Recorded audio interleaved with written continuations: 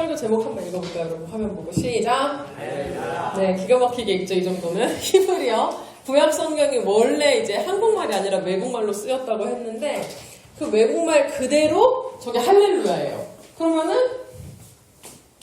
여기서부터 이제 가는 거라고 생각하겠지만 여러분들의 잘난 척을 위하여 알려주면 여기서 어떻게 읽는 겁니다. 할렐루야 이렇게 읽는 거예요.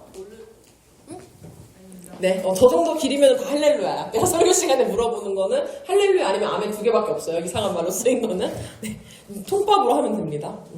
전도사님, 제가 지금까지 이제 설교를 여기서 한 60번 정도 했어요. 근데 그때마다 성경 본문이, 아니, 성경책이 없네. 성경 본문이 다 같았을까, 달랐을까?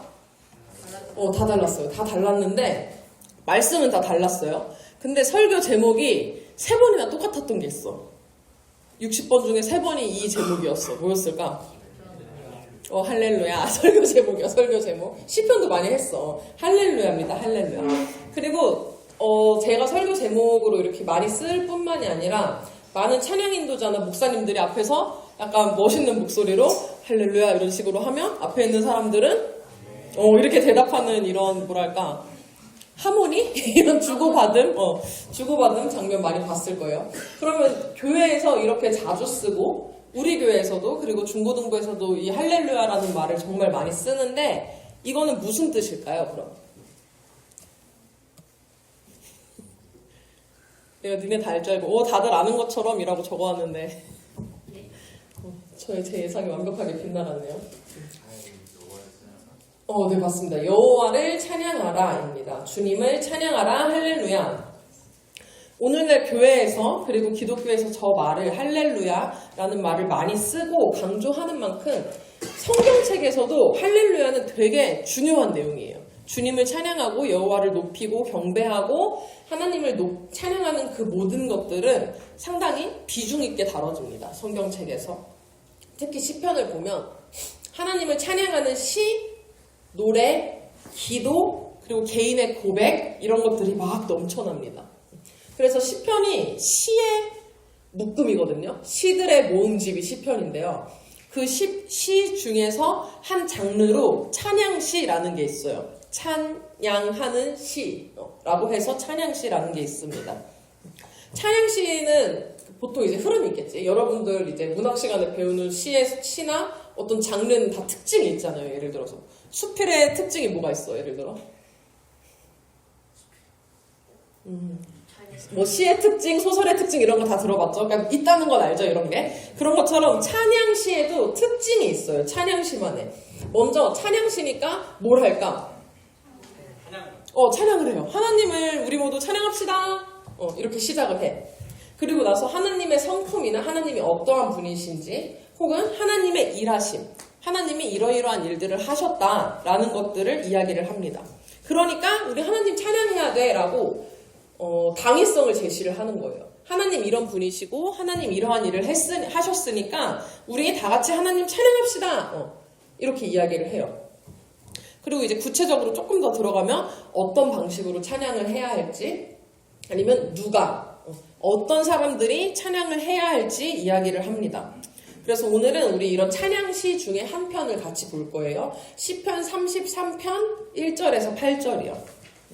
성경의 중간에 있는 시를 찾으면 됩니다. 찾았어요? 잘했어요.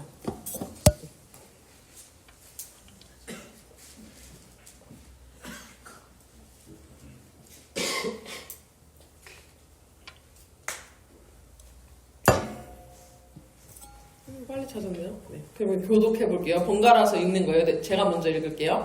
너희 의인들아 여호와를 즐거워하라. 찬송은 정직한 자들이 마땅히 할 바로다.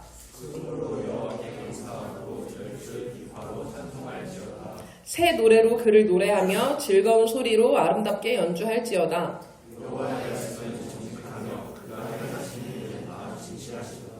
그는 공의와 정의를 사랑하시며 세상에는 여호와의 인자하심이 충만하도다. 여호와의 말씀으로 하늘이 지으게 되었으며 그 만상을 그의 입으로 이루었도다.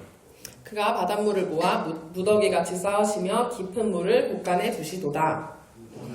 여호와를 두려워하며 세상의 모든 거민들은 그를 경외하리라. 아멘. 할렐루야 주님을 찬송합시다. 이게 오늘 우리가 지금 읽은 말씀의 주제입니다. 먼저 1절 시작하는 부분을 보면 찬송을 누가 해야 하는지 말을 해주고 있어요. 찾았나요? 누가? 그렇지. 의인과 정직한 자들에게 찬양을 하라고 말을 합니다. 정직한 자는 알죠? 정직한 사람? 정직한 거. 그러면 의인. 여러분 누가 의인인가요? 의인. 이 중에 의인 있어요? 손 들어볼래요? 의인 다 없어. 큰일 나네. 찬양 안 해도 되겠네요, 우리. 의인이 없으니까. 할렐루야를 안 해도 되겠어, 오늘. 의인, 성경에서 말하는 의인은 뭐냐면요. 예수님을 믿고 구원을 받아서 하나님 나라 백성으로 이렇게, 내가 이 표현을 많이 써요. 인형 뽑기 하듯이 하나님 나라로 이사 간 사람들을 의인이라고 말을 합니다. 우리 모두는 죄를 안 짓고 살 수가 없어요. 그렇기 때문에 엄밀하게 따지면 그 누구도 의롭다고 표현을 할 수 없어. 다시 말하면 누구나 죄를 짓기 때문에 내 힘으로 의인이 될 수 없다는 이야기입니다. 의인이라는 단어 자체가 죄의 반대말이거든요. 그런데 하나님께서 우리를 천국에서 이렇게 천국으로 옮겨가지고 우리랑 같이 사시고 싶으셔서 우리를 의인이라고 쳐주셨어요. 너 의인해. 이렇게 해주신 거예요. 근데 모든 죄인을 그렇게 하시진 않았죠. 죄인 중에 아까 말한 거 예수 믿겠다고 한 사람들, 예수님 믿겠다고 한 우리 사순절 보내고 있죠. 예수님 믿고 그 예수의 십자가를 나의 십자가로 인정하고 고백한 사람들을 하나님이 이렇게 샥 건져서 의인의 영역, 하나님의 나라로 옮겨주셨습니다. 구약시대에는 어떻게 이사 갈 수 있었을까? 죄의 영역에서 의의 영역으로. 율법 맞아요. 율법. 구약시대에 여러분 10계명 알죠? 10계명. 10계명을 비롯한 수많은 율법이 있었어요. 구약시대에는 그거를 다 지키는 사람들이 하나님 나라의 백성이었어요.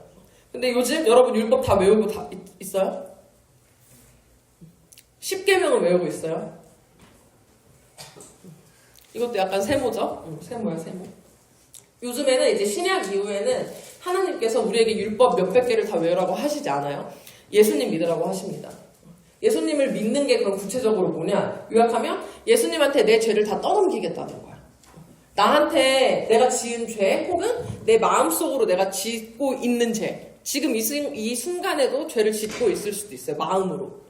그 모든 거를 예수님한테 싹 떠넘겨. 예수님 내 죄 다 가져가 주세요 라고 해. 그럼 예수님이 가져가 주실까 그걸?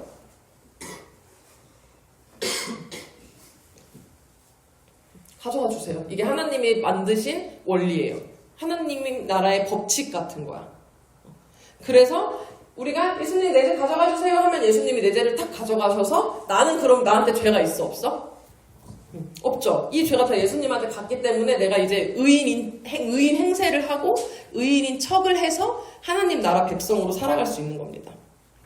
이 구원의 방법, 하나님께서 우리에게 제시해 주신 이 구원의 원리에 따르면 우리는 의인인가요? 어렵나 말이? 안 어렵죠. 이 중에 의인 있어요? 이 원리에 따르면 의인. 손 들어볼래요? 영준이 혼자 천국에 있는 우리 방법사만. 네. 좋아요. 이렇게 커플처럼. 네, 좋습니다. 우리 모두는 의인이라고 할 수 있습니다. 왜냐면 여러분 예수님 다 믿죠? 이건 대답하잖아요. 근데 의인이라고 하면 뭔가 위축이 되나봐요. 예수님께서 내 모든 죄를 다 뒤집어 쓰시고 그 죄의 당연한 결과인 죽음을 예수님이 맞으셨습니다. 예수님 어디서 돌아가셨나요? 십자가. 그 죽음이 바로 원래 내가 그렇게 죽었어야 했는데 내 죄를 예수님한테 예수님 내 죄 다 가져가세요 했기 때문에 예수님이 그렇게 돌아가신 거라고요. 이해가 되죠? 그거를 믿고 그 예수를 나의 구원자로 믿는 사람을 하나님께서 이렇게 인형 뽑기 해가지고 천국으로 옮겨주신다는 겁니다. 그런 사람들, 의인들, 이 자리에 있는 우리 모두에게 마땅히 요구되는 것이 바로 이 찬송이에요. 찬송. 1절에서 말한 나를 의인으로 쳐주셔서 하나님 나라 백성으로 삼아주신 그 은혜에 감사드리고 즐거워하고 하나님을 높이는 거죠. 영광을 돌리는 겁니다. 특별히 우리 지난주부터 땡땡절 기간을 보내고 있어요. 뭐죠? 네, 사순절, 40일간의 네, 특별 시즌. 왜 뭐라 했는데? 네, 알겠어. 사순절을 뭐냐면요. 아까 되게 교수님이 나와서 멋지게 설명해 주셨잖아요. 요약하면 하나님께서 나를 너 의인해, 너 의인으로 쳐줄게 라고 해주려고 내 죄를 대신 짊어질 그 구원자로서의 예수님을 보내주셨는데 그 예수님을 우리가 더 기억하는 기간이에요. 그래서 우리 작년에 팔찌 했던 거 기억나요? 보라색 팔찌? 있어요 지금 희연이? 네, 연보라가 저 되게 진한 보라색이었는데 빛이 바랬어요. 저기에 뭐라고 써있는지 기억나 희연아? 예수를 깊이 생각하라. 네, 맞습니다. 그래서 사순절에 우리 저 팔찌를 차고 다녔어요. 예수님을 더 깊이 생각하는 기간이 바로 사순절입니다. 우리 이 기간을 더 감사하고 더 찬양하며 보내고 있나요? 이런 것만 하면 조용해지지 아주. 네. 여러분 양심에 맡기겠습니다. 물어보지 않을게요 더 이상. 네. 다음 2절과 3절 보겠습니다. 의인들, 정직한 자들이 찬양을 해야 한다고 했는데 그럼 어떻게 찬양을 해야 되냐라고 말을 하고 있어요. 뭐랑 뭐로 찬양하래요? 2절 보면? 그거 뭔지 알아요? 악기예요. 현악기래요. 현악기. 하프, 기타 뭐 이런 거래요.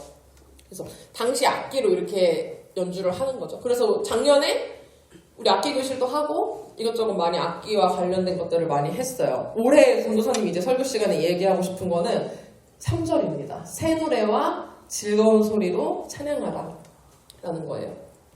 즐거운 소리는 성경이 원래 쓰인 외국말, 아까 할렐루야 설교 제목 이상한 말로 써있었죠. 그렇게 원래 쓰인 말로 큰 소리, 아니 즐거운 소리라는 거를 보면 큰 소리라는 뜻이에요. 큰 소리. 영어로 라우드. 큰 소리로 높여서 찬양하라는 겁니다. 악기로 열심히 찬양하고 큰 소리를 내서 열심히 찬양하라는 거예요. 큰 목소리를 내서 신나게 즐겁게 찬양하라는 겁니다. 당연히 그렇게 해야겠죠. 혼자 속으로 찬양하는 것보다 더 이렇게 막 자유롭게 찬양하는 거 하나님이 원하실 테니까. 우리도 나름 그렇게 잘 하고 있는 것 같아요. 근데 여기서 새 노래로 찬양하라는 것은 조금 생소하지 않나요? 낯설죠? 새 노래로 찬양하라 라는 말 들어본 적 있어요? 새 노래로 찬양하라.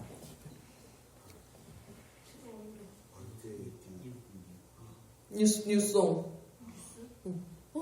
뭔 말을 하고 싶은 거지? 내가 너네 말을 어느 정도 무시를 해야 진행을 할 수 있겠다. 미안하다. 이게 뭐냐면요. 우리가 이 말씀을 예를 들어 순종하려고 할 때 그러면 항상 매일매일 내가 그냥 집에서 흥얼거릴 때마다 혹은 예배마다 매주 처음 보는 찬양만 불러야 할까요? 새 노래로 해야 하니까. 아니면 조금 그건 어려우니까 절충해서 원래 있던 노래를 아주 신선하게 편곡해서 새로운 것처럼 그렇게 찬양하란 걸까요? 요즘 그런 거 있어요. 게임 노래를 찬양 간주에 넣어. 크레이지 아케이드도 있고 카트라이더였나? 네. 마리오도 있고. 왜 이렇게 잘 알아? 뭐 있어요. 예라모십이라는 팀에서 그렇게 그래서 찬양을 부르다가 뭐 아름다운 마음들이 모여서 이렇게 하다가 간주가 나오면은 딴딴딴딴딴딴딴 이게 나와. 그리고 사람들이 박수를 이렇게 쳐요. 그러고 갑자기 그게 끝나면 따라따라딴딴딴 하면 이 다음에 예수님을만 이렇게 불러 노래를. 그런 게 있어. 이런 거를 말을 하는 걸까요? 재밌잖아. 얼마나 새로워. 예배 시간 갑자기 여기서 슈퍼마리오 노래가 나오면 얼마나 새롭겠어요. 이런 식으로 모든 찬양을 다 이렇게 막 편곡을 하고 새롭게 노래를 만들어야 한다는 걸까요? 이거 영상 이따 틀어줄게요. 예배 끝나고.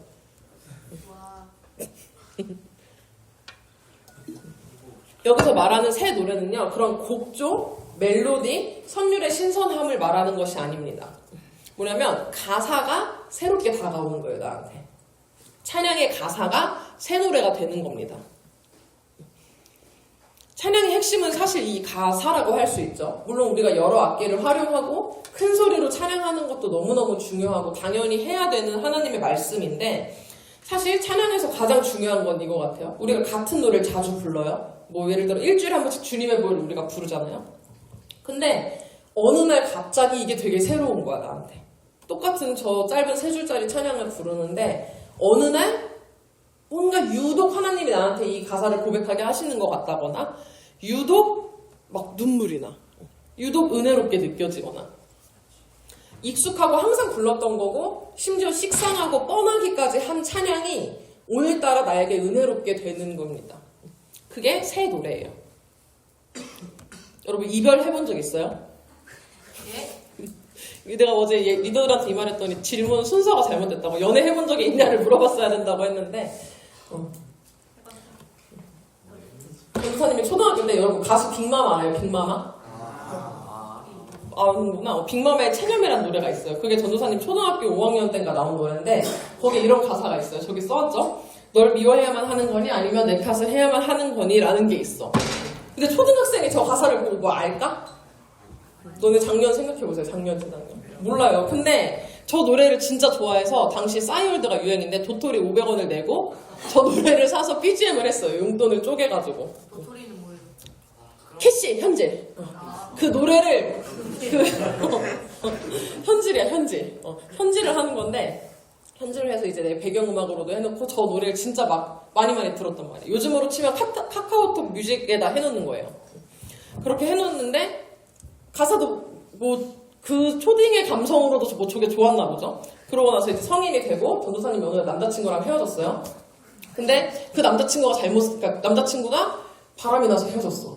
장난이 아니죠. 바람이 나서 헤어져서 막장 드라마야. 그래서 군대를 보내고 1년이 지난 시점에 그냥 헤어졌단 말이야. 휴가를 나왔을 때. 그러고 나서 그 시점에 이거를 보니 이 노래가 딱 나왔어. 어느 날 그냥 카페 같은 데 갔는데 이 노래가 나왔어요. 근데 초등학교 때 내가 듣고 좋아하고 도토리로 샀던 그 노래의 감성이랑 20대 초반에 이제 남자친구랑 헤어지고 딱 얼마 안 되고 나서 이 노래 들었을 때의 감성이 같을까요? 달라요. 2003년에 나온 노래인데 저 노래는 2013년에 전도사님이 들었을 때는 저 노래가 새 노래가 된 거예요. 새 노래. 이제 좀 이해가 되나요? 새 노래. 분명히 원래부터 있던 노래고 10년 전부터 내가 알고 부르고 좋아했던 노래인데 어느 날 이게 뭔가 팍 나한테 다가오는 거야. 찬양도 마찬가지예요. 원래 내가 알던 찬양이고 좋아하던 찬양이고 원래 내가 프로필 뮤직에 걸어놨던 찬양이야. 근데 어느 날 갑자기 다시 한번 탁 꽂히는 게 있는 거야. 그 찬양의 가사를 내가 부르고 들을 때. 가사가 너무 내 얘기 같고 막 눈물이 나기도 하고 너무 벅차기도 하고 아 진짜 하나님이 날 사랑하시는구나 이런 게 새롭게 깨달아지는 그런 경험 해본 적 있어요? 영서야? 있어요? 없어요? 큰일 났네. 있죠? 있다고 믿을게요. 성경에서 말하는 찬양은요 우리가 단순히 악기 연습을 빡세게 하고 막 마기들 이런 거 연습 막 열심히 하고 고퀄리티의 연주를 해내고 막 고래고래 소리치고 이런 것만을 의미하지 않습니다. 영의 새로운 고백을 요구해요. 내 영혼, 내 마음이 새롭게 다시 한번 하나님께 고백을 올려드리는 것. 이러한 찬양을 요구합니다. 하나님의 은혜나 사랑을 식상한 것, 뻔한 것, 그냥 이 성경책 안에 있는 것으로만 받아들이는 것이 아니고요. 진짜 오늘 나를 사랑하시는구나. 진짜 내가 하나님께 감사하는 마음이 생겨. 그럼 뭔가 은혜의 새로운, 영혼의 새로운 고백을 의미합니다. 쉽게 말하면 뇌 빼고 영혼 없이 그냥 입만 뻥끗거리는 찬양을 원하는 게 아니라는 거예요. 날마다 새롭게 주님의 은혜에 감격하고 그 고백을 찬양으로 올려드리는 여러분이 되기를 축복합니다. 그리고 이후 4절에서 7절은요.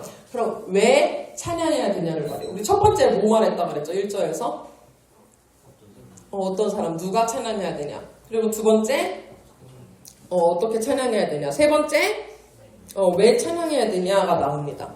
하나님이 어떤 분위기에 의인들이 진심으로 새 노래로 큰 소리로 찬양을 해야 되냐 이거죠. 이건 각자 성경책 보고 다 함께 읽어볼게요. 4절부터 7절이요. 여호와의 말씀은 시작.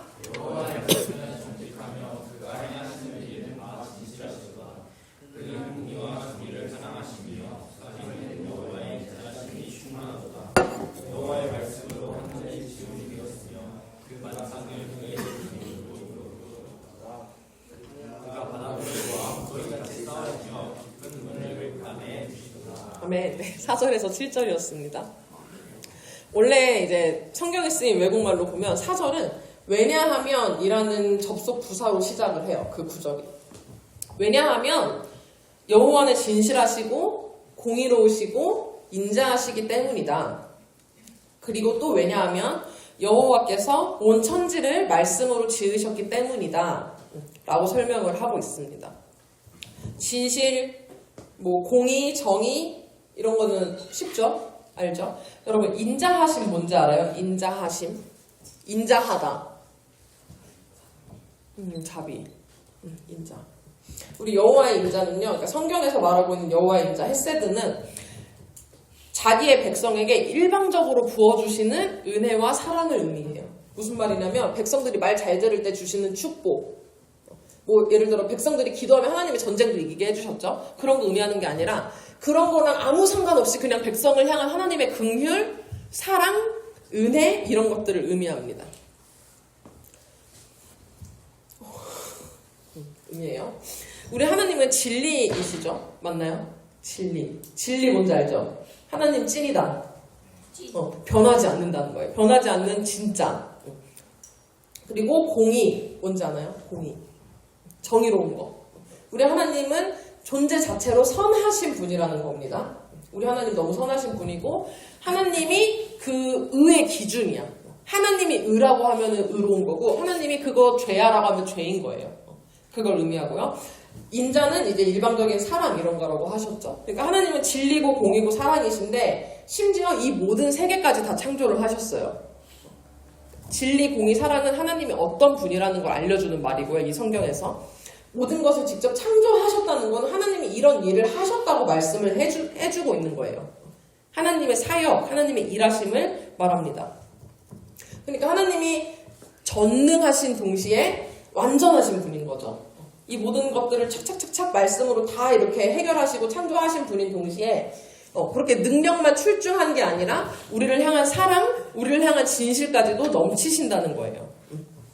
그러니까 그 전능하고 완전하신 분 앞에 우리가 찬양을 해야 한다라고 말을 하고 있어요. 시편은. 우리는 한낱 피조물일 뿐인데 심지어 우리를 의인으로 이렇게 건져주셨어요. 그렇게 크신 분의 백성으로 삼아주신 거예요. 우리 하나님 나라의 백성 이런 말 많이 썼죠. 작년에. 우리를 하나님 나라의 백성으로 삼아주셨으니 당연히 찬양해야 한다라고 오늘 말씀은 우리에게 말합니다. 여러분 신기하거나 멋진 거 이런 거 보면 입이 딱 벌어지죠. 이런 반응이 나오잖아. 뭔가 놀라운 게 있으면 이렇게 하죠. 이따가 또 애들이 피아노 치고 막 악기 하는 모습 보면 여러분이 그런 반응이 나올 거예요. 쟤 막 피아노도 쳐? 쟤 드럼 쳐? 이렇게 한단 말이야. 신기하고 놀라운 거 보면. TV에도 보면 이런 거 많아요. 여행 예능 같은 거 보면 막 자연 경관 엄청 큰 거 보면 연예인들이 난리가 나죠. 막. 하다못해 그런 거 말할 것도 없어. 건축물은 음식 맛있는 음식만 나와도 막 있는 호들갑 없는 호들갑 다 떨어. 연예인들이 인생 음식이다 막 이렇게 극찬하면서 음식만 봐도 그런단 말이야. 음식 한 접시 이렇게 영상 3초짜리만 따도 사람들이 막 이렇게 환호를 하고 놀라워하는데 우리 하나님께서 지으신 천지 그리고 나 같은 죄인을 의인으로 삼아주신 그 구원의 은혜를 생각할 때 그 음식 못지않은 호들갑이 나와야 정상이 아닐까요? 그 정상적인 반응이 바로 하나님을 높이는 고백, 하나님을 놀라워하고 감탄하고 감사하는 찬양입니다. 그리고 이렇게 설명을 하고 본문 마지막은 다시 한번 할렐루야를 외쳐요. 처음에 의인들이 찬양해야 한다라고 말을 했지만 여기서는 조금 그 범위를 더 확장해요. 처음에는 구원받은 백성들이 찬양합시다 라고 말을 했는데 여기서 뭔가 더 확장이 돼. 제가 읽을게요. 온 땅은 여호와를 두려워하며 세상의 모든 거민들은 그를 경외할지어다. 아멘 이라고 말합니다. 처음에 하나님의 백성들은 찬양해야 한다, 찬양해야 합니다 라고 시작했는데 이제는 누가 경외해야 한다고 말하나요? 거민들. 그리고 앞에 온 땅. 온 땅과 모든 세상 사람. 거민은 거주민이에요. 거주민. 온 세상에 살고 있는 모든 사람들. 그리고 온 땅까지도 하나님을 찬양해야 한다라고 말합니다. 경외가 뭐냐면요. 하나님을 짱이라고 인정을 하는 거야. 하나님 최고입니다. 하나님께서 이 모든 것 다 지으셨습니다. 라는 거를 인정을 하는 거예요. 인정하고 겸손해지겠지. 그러니까 내가 상대적으로. 우리 하나님은 되게 크고 이 모든 것 지으시고 섭리하시는 분인데 내가 그 사실을 인정하고 겸손하게 하나님을 높이는 게 경외입니다. 찬양이랑 비슷하다고 생각하면 돼요. 곡조가 있는 찬양은 물론이고 하나님을 높이는 모든 마음으로 경배하는 거, 그리고 말로 고백하는 거, 행동으로 하나님 섬기는 그 모든 것을 경외라고 해요. 후반으로 갈수록 모든 게 다 확장됩니다. 처음에는 의인들이 하나님께 악기로 찬양해야 한다, 새 노래로 찬양해야 한다라고 출발을 했는데 이게 끝으로 가보니까 모든 만물이 하나님을 전심으로 높이고 경외해야 한다라고 말을 하고 있어요. 이 말은 의인들, 지금 시점에서, 지금 12시 25분 이 시점에서 구원받은 사람들만 하나님 소속이 아니고요. 사실 온 천지가 다 하나님 소속이기 때문에 그런 거예요. 소속이라는 거는 주인을 의미해요. 주권. 온 천지를 하나님이 지으셨고 하나님이 지금도 돌보고 계시기 때문에 이 모든 천지, 모든 자연까지도 하나님을 찬양해야 한다는 겁니다. 앞에서 찬양팀들 고생하니까 혹은 찬양 안 하면 막 전도사님이 쪽지니까 그래서 찬양을 해야 되는 게 아니에요, 여러분. 성경에서 말을 하고 있어요. 왜 찬양해라, 누가 찬양해라, 어떻게 찬양해라를 다 이야기하고 있습니다. 완전하신 하나님, 크신 하나님 앞에 나오는 정상적인 반응, 그게 바로 하나님을 경외하는 거고 찬양하는 거예요. 여러분은 이 찬양을 잘 하고 있나요? 두 가지 극단이 있을 수 있을 것 같아요. 첫 번째는 뇌 빼고 박수만 쳐. 그냥 해. 영혼 없이 그냥 찬양 시간 20분을 때우는 거죠, 한마디로. 다들 하는데 나만 안 하면은 그게 더 약간 관종 같으니까. 그냥 행색만 맞추는 거야. 그럴 수 있겠죠. 두 번째, 다른 하나는 너무 분위기에만 심취해. 가사고 뭐고 그냥 신나니까, 혹은 그냥 이 뭔가 기도회 할 때는 그 기도회만의 그 어떤 카타르시스를 느끼고, 신날 때는 그냥 신나는 그 분위기를 즐기고. 여러분은 이 둘 다에 다 속하지 않기를 바랍니다. 정말 하나님의 구원받은 백성으로서 내 영이 새롭게 하나님의 은혜를 누리고 찬양의 가사에 공감하고 진심을 담아 고백하며 찬양하기를 바라요. 그리고 누구보다 자유롭게 큰 소리로 주님을 찬양하고 감사하는 일에 앞장서기를 바랍니다. 오늘 세 가지 이야기했어요. 첫 번째, 찬양 누가 해야 하냐? 두 번째, 찬양 어떻게 해야 하냐? 세 번째, 찬양을 왜 해야 하냐? 이렇게 얘기했습니다. 기억나죠? 저렇게 딱 써있으니까. 우리 이 사실을 기억하시면서 다 함께 일어나셔서 찬양하겠습니다.